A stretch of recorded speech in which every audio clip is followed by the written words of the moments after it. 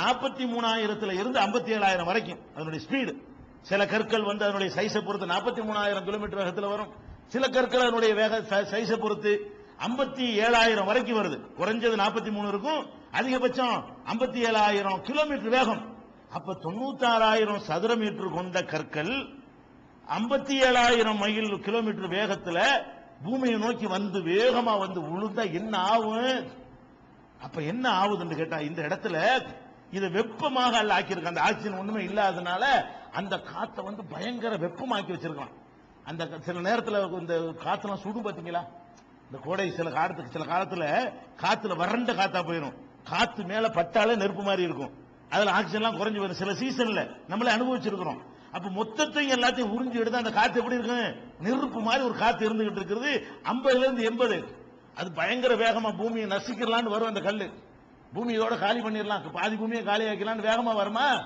இந்த காத்துல நுழைஞ்ச உடனே இதனுடைய வெப்பம் இருக்குது, அந்த காத்துடைய வெப்பம் இதுவும் அதனுடைய வேகம் சேர்ந்து அப்படியே எரிஞ்சு பஸ்பமாக்கி சாம்பல் துகளாக்கி துகள்களாக கொண்டாந்து கொட்டிக்கிட்டே இருக்கிறது. பாறைகளாக வந்து விழாமல் உங்களுக்கே தெரியல. இப்ப கூட துகள்கள் வந்து விழும், உங்களுக்கு தெரியறது இல்ல. அந்த துகள்களும் இவ்வளவு பெரிய பிரம்மாண்டமான பிரிச்சு அனுப்புற காரணத்தினால அது நமக்கு தெரிய மாட்டேங்குது. ஒரு இடத்துல இப்படி விழுந்தா தெரிஞ்சு போயிடும். செதறடிக்கப்படுறதுனால என்ன செய்யறது இல்ல, தெரியறது இல்ல. அப்ப அந்த விண்கற்கள் வந்து வியாழனுக்கும் செவ்வாய்க்கும் இடையில இருக்கக்கூடிய கோடிக்கணக்கான விண்கற்கள், இந்த வால் நட்சத்திரம் எல்லாம் சொல்றாங்க பாருங்க, அதெல்லாம் கூட விண்கற்கள் தான். அதுக்கு எந்த ஒரு ஒளியும் கிடையாது, கல்லு தான் அது. அது சூரியன் கிட்ட வரும்போது அந்த ஒளியை வாங்கி லைட் மாதிரி நமக்கு தெரிகிறது. சூரியன் விட்டு விலகிருச்சுன்னா வெறும் கல்லு தான் அது, அவன் மண் மாதிரி உள்ளதான் அது. அப்ப விண்கற்கள் சொல்ற முக்காவாசி நட்சத்திரம் வந்து அது கல்லு தான். அதுக்கு சொந்த ஒளி கிடையாது, சொந்த பிரகாசம் கிடையாது.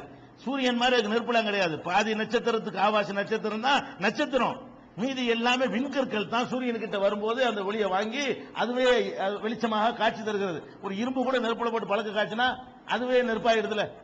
இரும்புல நெருப்பு இருக்க அர்த்தம். இரும்பு கூட நல்லா பழக்க வச்சோம்னா அதுவே இரும்பா தெரியும் இல்லையா? சூரியன் கிட்ட வரும்போது அதுவே பழுத்து போய் நமக்கு என்ன செய்யுது தெரிகிறது, விலகி போன கல்லா போயிடும். அப்ப அந்த இந்த மாதிரியான ஏராளமான கற்கள் வந்து சுத்தி கொண்டே இருக்கிறது. திடீர்னு பேலன்ஸ் தவறி போய் என்ன செய்யும், பூமியை நோக்கி வந்து விழும். வேற வேற கோள்கள்லையும் விழும், அது நமக்கு தேவையில்லை. பூமியிலையும் விழும். பூமியில ஈர்க்கப்பட்டு விழக்கூடிய நேரத்தில் அப்படி விழாமல் அதை பசுபமாக்கக்கூடிய இன்னொரு கூரை எங்க இருக்கிறது? இந்த 50 இருந்து இங்க இருந்து 50 கிலோமீட்டர் உயரத்தில், அங்க இருந்து ஒரு 30 கிலோமீட்டர் சேர்த்து மொத்தம் 80, அந்த 30 கிலோமீட்டர் உயரத்தில் உள்ள அந்த காற்று வந்து இந்த விண்கற்களை எரிகற்களை பூமியில் விழாமல் தடுக்கிறது அப்படின்னு பாக்குறோம். இந்த கொலம்பியா ஒரு விண்கலம் வந்து பாத்தீங்களா? அந்த விண்கலம் வந்த வேகம் எவ்வளவு வேகத்தில் வந்து தெரியுமா? 28,000 கிலோமீட்டர் வேகத்துல கொண்டு வந்தான். 28,000 கிலோமீட்டர் பசுமா போச்சுன்னா வச்சுக்க பாத்துக்கிறங்க, அதுவே பயங்கரமா பாதிச்சு போய் வந்து விழுந்துச்சு. அப்ப இது எவ்வளவு வேகத்தில் வருது? அதுக்கு டபுள், 57,000 மைல் வேகம். இதனுடைய சைஸ் ஒப்பிட்டு பாத்தீங்கன்னா அதோட ஒப்பிட்டா ஒண்ணுமே இல்லை, விண்கற்களோட ஒப்பிட்டா. அப்ப ஒரு சின்ன பொருள் கூட இந்த வெப்பத்தகடு எதனால ஏற்பட்டுச்சு? அந்த இடத்துல வரும்போது வெப்பமாக்கக்கூடிய ஒரு இடம் இருக்கு பாருங்க, அந்த இடத்துல வரும்போது எரிஞ்சு போயிடும்.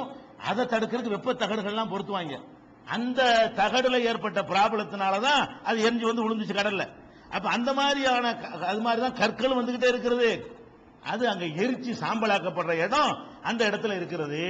அப்ப இப்ப சிந்திச்சு பாருங்க, வானத்தை வந்து அல்லாஹ் என்னஞ்சிருக்கிறான், உங்களுக்கு தடையாக, ஒரு சுவராக, ஒரு முகடாக, கூரையாக, இப்படிலாம் எப்படி சொல்ல ஒண்ணுமே இல்லைன்னு நல்லா தெரியுது.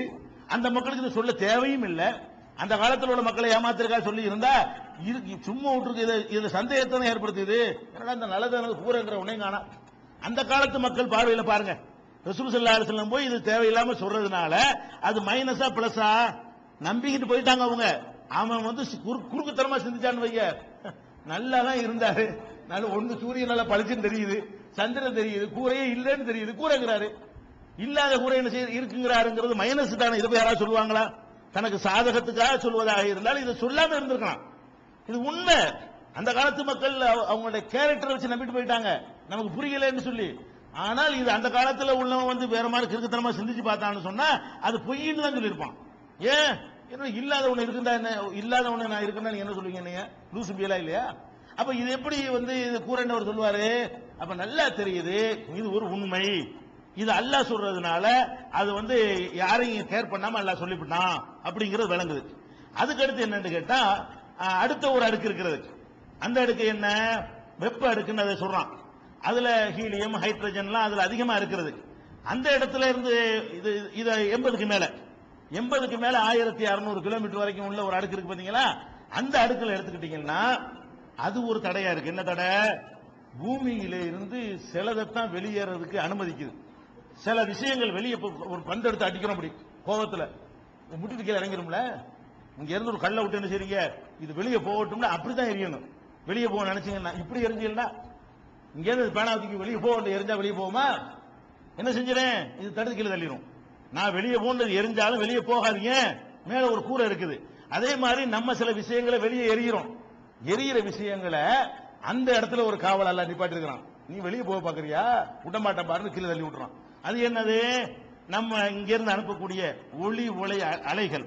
இப்ப வானொலியெல்லாம் அனுப்புறான்ல, ரேடியோவில் நியூஸ் அனுப்புறான், செய்தியை என்ன அனுப்புறான், இங்க வந்து மேல தள்ளுறான், சவுண்ட் ஏத்துறான், அங்க சேட்டலைட்டா நிப்பாட்டி வச்சுக்கிறான். அந்த இடத்துக்கு போன உடனே அதுக்கு மேல கடத்த விட மாட்டேங்குது, அப்படியே திருப்பி கீழே தள்ளுது. அதனால கேக்குறீங்க, எங்கேயோ ஒளிபரப்புறதை இப்படி ஒளிபரப்புறான்ல, படத்தை ஒளிபரப்புறான்ல, இங்க இருந்து இப்படி மேல அனுப்புறான். அனுப்பின உடனே மேல இருந்து இப்படி கீழே தள்ளுது. நீங்க டிஷ் தட்டை விரிச்சு வச்சுக்கிட்டு என்ன செய்றீங்க, அதை வாங்கிக்கிறீங்க. அதை டிஷ்ல வாங்குறீங்களா இல்லையா? டிஷ் மாதிரி ஒரு தட்டை வச்சுக்கிட்டு ரெடியா உட்கார்ந்துட்டு இருக்கிறீங்க. அப்ப நேர கொட்டினான்னு வராது, நேர கொட்டினா வராது. எதனால நமக்கு வருது? எங்கேயோ ஒளிபரப்புறது இங்க எப்படி கிடைக்குதுன்னு கேட்டா, இங்க இருந்து அவன் இப்படி இப்படி தள்ளி விட்டான்னு வைங்க, எல்லாத்துக்கும் கிடைக்காது. இங்க இருந்து இப்படியே அமுக்குறான், மேல கொண்டு போறான். மேல இருந்து அது அப்படியே விரிச்சு கொட்டுது, பாதி பூமிக்கு இப்படி வந்துருது. மேல போன தடுக்கிற இடம் எது? இந்த இடம் தான். 4வது அடுக்கு இருக்கு பாருங்களேன். இந்த 4வது அடுக்குல போன உடனே இந்த ஒளி வெளிச்சம் படம் கிடம் எதுவும் போனாலும் சரி, இது எங்க இல்ல, கீழே இறங்க, திருப்பி போ, இங்க விட மாட்டோம், இதை தாண்டி வெளியே போக விட மாட்டோம், தடுக்கிறது. போக விட்டுக்கிட்டு வைங்க, டிவியும் கிடையாது, வானொலியும் கிடையாது, ஒரு பல முசிபத்தும் கிடையாது, எல்லாமே கரெக்டா போயிரு. அது என்ன செய்யுது, அது இங்க இருந்து போக பார்த்தாலும் இந்த சத்தத்தை இதுக்கு மேல விட முடியாது. இது வரைக்கும் வரலாம், நீ இதுக்கு மேல திருப்பி நீ போ அப்படின்னு சொல்லி இந்த வானொலிகள் என்ன செய்யுது, திருப்பி அனுப்புது. அது கூட எல்லாம் என்ன செய்யறான், கூரன்னு மட்டும் சொல்லாம மஹ்பூலா, வானத்தை பாதுகாக்கப்பட்ட ஒரு கூரையாக ஆக்கி. எவ்வளவு வார்த்தைன்னு பாருங்க. வானத்தை 21:32 அல்லாஹ் சொல்லி காட்டுகிறான், வானத்தை பாதுகாக்கப்பட்ட கூரையாக ஆக்கி இருக்கிறோங்கிறான். வசமாயி தாத்தி ரஜஇ, திருப்பி தருகிற வானத்தின் மீது சத்தியமாக சொல்றான். இந்த வானம் சில விஷயங்களை உங்களுக்கு திருப்பி தருகிறது, போற விஷயங்களை அப்படி உற்றாம திருப்பி உங்களுக்கு தருகிறது. இந்த வாசகத்தை எல்லாம் வைத்து பார்க்கும் பொழுது இந்த வானத்தை, ஆகாயத்தை பற்றி திருமறை குர்ஆன் என்ன சொல்லுது, அது ஒரு முகடு என்று சொல்லுது. முகடாக தெரியாமல் இருந்தும், கண்ணுக்கு அப்படி ஒண்ணு இருப்பது யாருக்கும் புலப்படாமல் இருந்தும், அந்த காலத்து மக்களுடைய கருத்துக்கு புலப்படாமல் இருந்தும், ஒரு விஞ்ஞானியும் அந்த காலத்தில் இதை பற்றி பேசாமல் இருந்தும் வலிய வேணும்னு போய் சொல்லுகிறது வானம் உனக்கு கூரை. அப்ப இங்கதான் விழுப்புக்கு போயிடுறோம், இங்க ஒரு கூரை, இங்க ஒரு, ஒவ்வொரு இடத்துல ஒரு கூரையை வச்சு பல அடுக்குகளையும் கூரையாக அல்ல அமைத்து என்ன செய்யறான், நம்மளை காப்பாத்துறான். இதெல்லாம் வச்சுதான் வாழ்ந்துகிட்டு இருக்கிறோம். டிஸ்டன்ஸை வச்சு நீங்க வாழல. நம்ம 15 கோடி கிலோமீட்டர் இருக்கிறோம், அதனாலதான் தப்பிச்சுன்னு நினைக்காதீங்க. இந்த 15 கோடி கிலோமீட்டர்ல நீங்க இருந்து இதை மட்டும் எல்லாம் உருவிட்டான்னு வைங்க, இந்த கூரை அந்த கூரை எடுத்துட்டான்னு சொன்னா 5 நிமிஷம் கூட நிக்காத உலகம், முடிஞ்சு வச்சுக்காத, மொத்தம் அழிஞ்சு போயிடும். அப்ப நீ அழியாம இன்னைக்கு உலகத்தை நீ வாழ்வதற்கு இந்த கூரை தான் உனக்கு கவசமா இருந்து கொண்டிருக்கிறது. உனக்கே தெரியாம அந்த கூரையை கூட அல்லாஹ் இப்படி அமைச்சிருந்தான்னு வைங்க. கூரைன்னா இப்படித்தானே நினைக்கிறோம், இப்படி காத்து அமைச்சிருந்தான்னா நீங்க இப்படி, நான் உங்களை நோக்கி நான் எப்படி வர்றது, நீங்க என்ன நோக்கி எப்படி வருவீங்க, இங்க எல்லாம் இருக்குமே. அது செவர அந்த கூரையை பாக்குற ஒரு பொருளால ஆக்கியிருந்தான்னு சொன்னா அப்ப சிமெண்ட் நாள் அப்படி கட்டி வைக்க வேண்டியதான். அப்ப நான் உங்களை பார்க்கலாம், உங்களை அப்படி மொத்தத்தை அடிச்சிருந்தான்னு வைங்க, அப்படி எப்படி இருக்குன்னு பாருங்க. அல்லாஹ் என்ன செய்யறான், கூரையாவும் இருக்கணும், நீ வாழவும் செய்யணும் அப்படிங்கிறதுக்காக வேண்டி அற்புதமான ஏற்பாடுகளை செஞ்சிருக்கான். அப்ப இந்த வானத்தை பற்றி, கூரையை பற்றி பேசக்கூடிய பல வசனங்களை எடுத்து பார்த்தோம்னு சொன்னா, இந்த விஞ்ஞானிகள் போல கஷ்டப்பட்டு ஆராய்ச்சி பண்ணி, அதுவும் இந்த ஒரு 100 வருஷத்துல தான் இந்த நாலேஜ் எல்லாம் எப்ப அதிகமா வந்திருக்குது, இந்த 100 ஆண்டுகளுக்குள்ளதான் இவ்வளவும் வந்திருக்கிறது. இந்த 100 ஆண்டுகள்ல இருக்கக்கூடிய விஞ்ஞான வளர்ச்சியை கொண்டு இந்த வசனத்தை ஆய்வு செஞ்சு பார்த்தால் அவன் பிரமிப்புடைய எல்லைக்கு போயிருவான், ஆச்சரியத்துடைய விளிம்புக்கு போயிருவான். இது மனிதனுடைய சொல் அல்ல, இந்த முடிதான் வந்துடும். அதுல இருந்து என்ன வரும், இதை ஒருத்தன் படிச்சு பார்த்தான்னு சொன்னா, இது மனுஷன் அன்னைக்கு சொல்லி இருக்க ஏழை, இன்னைக்கு யாராவது சொன்னாங்கன்னு சொல்லி நாங்க மனுஷன் ஏத்துக்கிறோம். 1400 வருஷத்துக்கு முந்தைய இது சொன்னது நீ சொன்னால் கண்டிப்பா இது மனிதன் சொல்லி இருக்க முடியாது, அந்த முடிவுக்கு வருவானா இல்லையா, அதான் பொருள். அப்ப திருக்குர்ஆனை பொறுத்த வரைக்கும் தன்னைத்தானே இது அல்லாஹ்விடமிருந்து வந்தது என்பதை இப்படி அடுக்கடுக்காக நிரூபிக்கிற காட்சியை பார்க்கிறோம். இன்னும் சில அதிசயங்களை நம்ம பார்த்துவிட்டு மற்ற தலைப்புகளில் செல்வோம்.